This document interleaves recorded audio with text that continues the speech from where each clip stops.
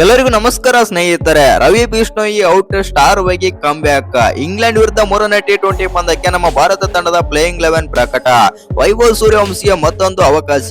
ಹೌದು ಸ್ನೇಹಿತರೆ, ಮೂರನೇ ಟಿ20 ಪಂದ್ಯಕ್ಕಾಗಿ ನಮ್ಮ ಭಾರತ ತಂಡದ ಪ್ಲೇಯಿಂಗ್ 11 ಹೇಗೆಲ್ಲ ಇದೆ ಅಂತ ತಿಳ್ಕೊಂಬರೋಣ ಬನ್ನಿ.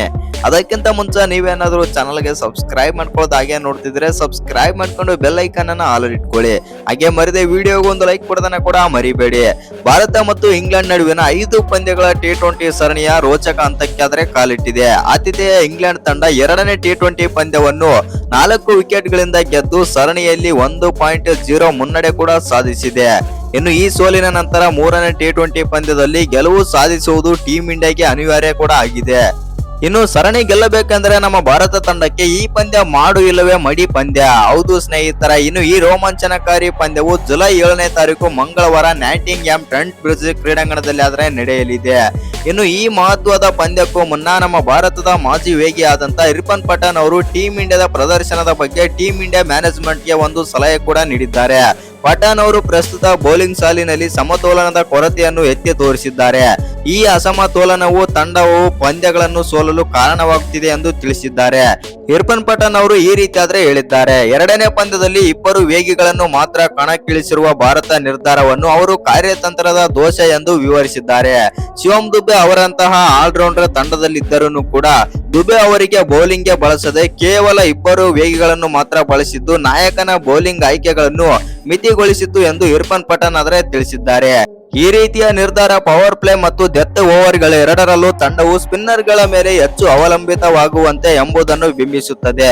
ಹೆಚ್ಚುವರಿ ವೇಗಗಳ ಕೊರತೆಯು ಪಿಚ್ ಸೀಮ್ ಮತ್ತು ಮೂವ್ಮೆಂಟ್ ನೀಡುವ ಸಂದರ್ಭಗಳಲ್ಲಿ ಲಾಭ ಮಾಡಿಕೊಳ್ಳುವುದನ್ನು ತಡೆಯುತ್ತದೆ ಎಂದು ಅವರು ಅಭಿಪ್ರಾಯಪಟ್ಟಿದ್ದಾರೆ.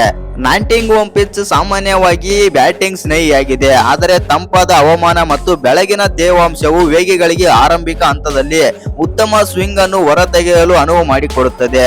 ಇಂತಹ ಪರಿಸ್ಥಿತಿಗಳನ್ನು ಬಳಸಿಕೊಳ್ಳಲು ಮತ್ತು ಎದುರಾಳಿಗಳ ಮೇಲೆ ಒತ್ತಡ ಹೇರಲು ಸ್ಪಿನ್ನರ್ ರವಿ ಬಿಷ್ಣೋಯಿ ಬದಲಿಗೆ ವೇಗಿ ಪ್ರಿನ್ಸ್ ಯಾದವ್ ಅವರನ್ನು ಪ್ಲೇಯಿಂಗ್ 11 ನಲ್ಲಿ ಸೇರಿಸಿಕೊಳ್ಳಲು ಇರ್ಫಾನ್ ಪಠಾಣ್ ಸಲಹೆ ನೀಡಿದ್ದಾರೆ. ಇನ್ನು ಪ್ರಬಲ ವೇಗದ ದಾಳಿಯನ್ನು ಮೈದಾನಕ್ಕೆ ಇಳಿಸಿದರೆ ಮಾತ್ರ ಇಂಗ್ಲೆಂಡ್ ತಂಡವನ್ನು ಹಿಡಿತದಲ್ಲಿಡಲು ಸಾಧ್ಯ ಎಂದು ಇರ್ಫಾನ್ ಪಠಾಣ್ ಹೇಳಿದರು. ಇನ್ನು ಎರಡನೇ ಟಿ20 ಪಂದ್ಯದಲ್ಲಿ ಹರ್ಷದೀಪ್ ಸಿಂಗ್ ಉತ್ತಮ ಪ್ರದರ್ಶನ ನೀಡಿ ವಿಕೆಟ್ ಪಡೆದರು. ಹರ್ಷಿತ್ ರಾಣಾ ಹೊಸ ಚೆಂಡಿನಲ್ಲಿ ನಿರೀಕ್ಷಿತ ಪರಿಣಾಮ ಬೀರುವಲ್ಲಿ ಎಡವಿದರು. ಪ್ರಮುಖ ಬೌಲರ್ ಫಾರ್ಮ್ನಲ್ಲಿ ಇಲ್ಲದಿದ್ದಾಗ ಹೆಚ್ಚುವರಿ ವೇಗಿ ಇಲ್ಲದಿರುವುದು ತಂಡದ ನ್ಯೂನತೆಯನ್ನು ಸ್ಪಷ್ಟವಾಗಿ ತೋರಿಸುತ್ತು. ಹೌದು ಸ್ನೇಹಿತರೆ, ಹಾಗಾಗಿ ಮುಂದಿನ ಪಂದ್ಯದಲ್ಲಿ ಅಂದ್ರೆ ಮೂರನೇ ಪಂದ್ಯದಲ್ಲಿ ಮತ್ತೊಬ್ಬ ಸ್ಪೆಷಲಿಸ್ಟ್ ವೇಗಿಯನ್ನು ಹೊಸದಾಗಿ ನೋಡುವುದು ನಾವು ಕಾಣಬಹುದು. ಇನ್ನು ಮೂರನೇ ಟಿ20 ಪಂದ್ಯಕ್ಕಾಗಿ ರವಿ ಬಿಷ್ಣೋಯಿ ಬದಲಿಗೆ ಪ್ರಿನ್ಸ್ ಯಾದವ್ ಅವರು ತಂಡದಲ್ಲಿ ಆಡ್ತಾರೆ. ಹಾಗಾದ್ರೆ ನಮ್ಮ ಭಾರತ ತಂಡ ಮೂರನೇ ಟಿ20 ಪಂದ್ಯಕ್ಕಾಗಿ ಪ್ಲೇಯಿಂಗ್ 11 ನಲ್ಲಿ ಯಾವೆಲ್ಲ ಚೇಂಜಸ್ ಮಾಡಿದೆ ಮತ್ತು ಯಾರೆಲ್ಲ ಆಡ್ತಾ ಇದ್ದಾರೆ ಅಂತಂದ್ರೆ ವೈಭವ್ ಸೂರ್ಯವಂಶಿ, ಅಭಿಷೇಕ್ ಶರ್ಮಾ ಓಪನರ್ ಆಗಿ ಬರ್ತಾರೆ. ಇನ್ನು ನಂಬರ್ 3 ಅಲ್ಲಿ ಇಶಾನ್ ಕಿಶನ್ ಬಂದ್ರೆ, ನಂಬರ್ 4 ಅಲ್ಲಿ ಶ್ರೇಯಸ್ ಅಯ್ಯರ್, ನಂಬರ್ 5 ಅಲ್ಲಿ ಶಿವಮ್ ದುಬೆ, ನಂಬರ್ 6 ಅಲ್ಲಿ ತಿಲಕ್ ವರ್ಮಾ ಮತ್ತು ನಂಬರ್ 7 ಅಲ್ಲಿ ಅಕ್ಷರ್ ಪಟೇಲ್ ಮತ್ತು ನಂಬರ್ 8 ಅಲ್ಲಿ ಹರ್ಷಿತ್ ರಾಣಾ, ನಂಬರ್ 9 ಅಲ್ಲಿ ಪ್ರಿನ್ಸ್ ಯಾದವ್ ಮತ್ತು ನಂಬರ್ 10 ಅಲ್ಲಿ ಹರ್ಷದೀಪ್ ಸಿಂಗ್, ನಂಬರ್ 11 ಅಲ್ಲಿ ವರುಣ್ ಚಕ್ರವರ್ತಿ ಆಡ್ತಾರೆ. ಇನ್ನು ಈ ವಿಡಿಯೋ ಇಷ್ಟ ಆಗಿದ್ರೆ ಒಂದು ಲೈಕ್ ಮಾಡಿ, ಶೇರ್ ಮಾಡಿ, ಹಾಗೆ ಇನ್ನು ಯಾರ ಚಾನಲ್ಗೆ ಸಬ್ಸ್ಕ್ರೈಬ್ ಮಾಡ್ಕೊಂಡಿಲ್ಲ ಸಬ್ಸ್ಕ್ರೈಬ್ ಮಾಡ್ಕೊಂಡು ಬೆಲ್ ಐಕಾನ್ ಅನ್ನ ಆಲ್ ಇಟ್ಕೊಳ್ಳಿ.